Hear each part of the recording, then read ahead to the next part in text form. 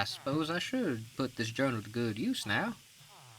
Though I don't know how to start a journal. Uh, oh well. Let's just start writing and see what comes up.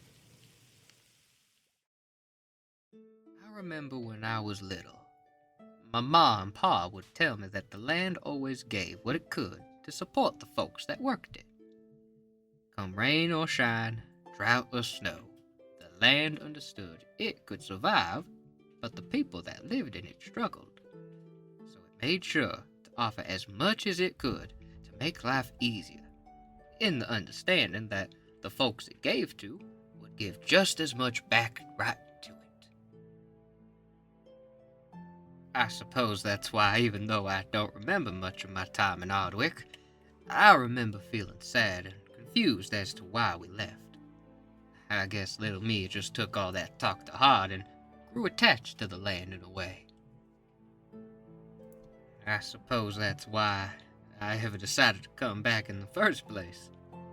Admittedly, the idea that at least the fields I worked every day looked out for me where they could definitely felt a lot better than the average day in the city.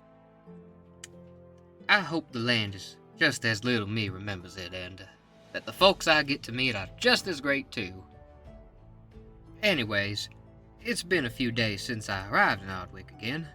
Was kindly shown around, and then chose to stay at I think it was sixth or so village I was shown on my tour. And I've been able to do quite a bit in my time here. I was able to get permission from the folks that already lived around here to build a wall around the community to keep out a couple of the nasties that come around at night, but mostly the animals that live around the area. I was also able to get a decent farming area already set up. Nothing much to look at now, but soon enough it'll be a right and wonderful place to start just farming proper. Oh, and I was able to get a house set up. Nothing too special, a nice little place for kitchen areas and folks that come on in and have a nice place to sit, and an upstairs for my bed area, and a couple of other small amenities. Something nice to call home for my time here. And, I couldn't have done this without the help of a certain friendly face that I met.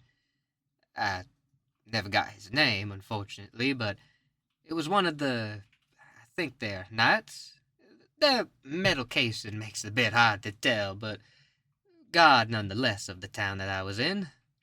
A friendly fella offered to help make the house and even start protecting the farm from the creatures that would come about before the wall was made. One day, though, that duty, unfortunately, meant that when the wall was not made yet and creepy crawlies began to come out, he was the only one there to do anything, and the next morning, well, I don't much like to think about it, but I gave him a decent burial after I found him. What was left, I guess, there wasn't really much, just something that made it clear what happened to him.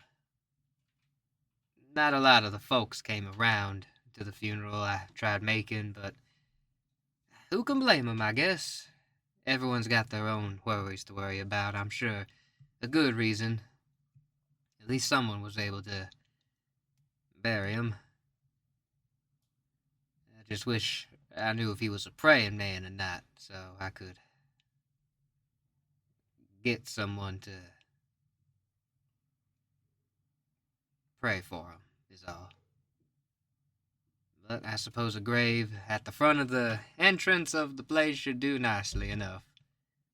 Something to remember him by, in good. It's a bit of a heavy subject to end on, but glad I got it somewhere at least.